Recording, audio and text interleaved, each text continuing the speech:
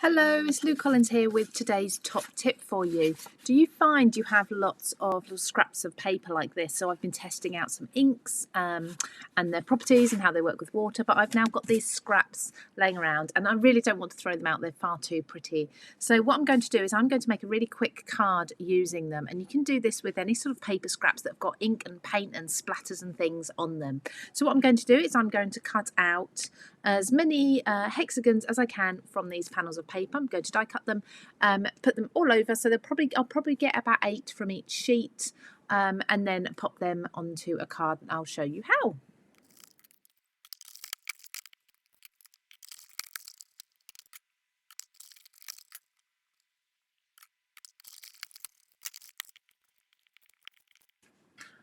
So just removing the waste there, I'm left with these beautiful hexagons.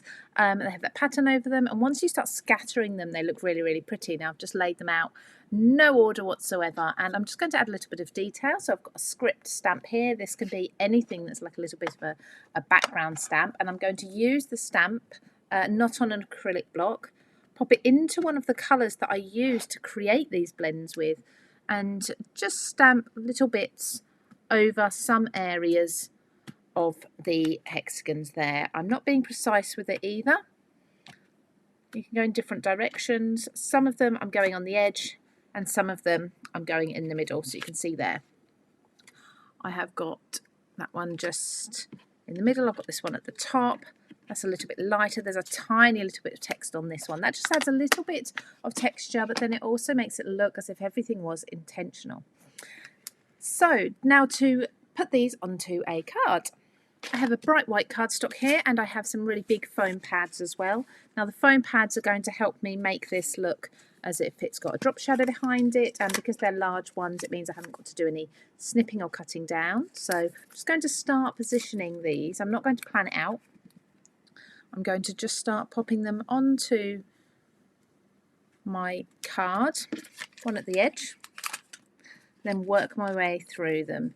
Again, I'm not going to even look at where each one's going to be going because I want to make it really random. And you can overlap the card here as well, the card edge.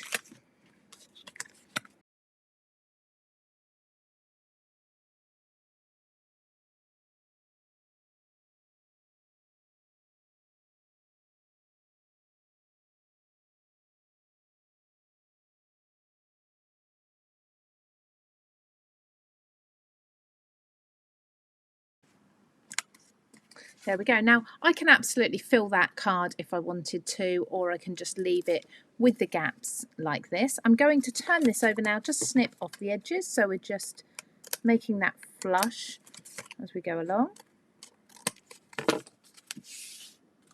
And lastly, all I need to do is add a sentiment across here. So just to finish this off, I've got some thread that I had hanging around as well, so still using our scraps. I've just bunched it together, and I'm going to use a little bit of clear glue, just tiny little dabs to hold the thread in place, and stretch that out to make sure that your sentiment and your embellishments will go over the top. Then I've got a ready-made acetate sentiment. Put a bit of clear glue on that too. And then lastly, a little white die cut butterfly can sit on here just to finish everything off. So now we have a really dimensional card just from using lots of our scraps.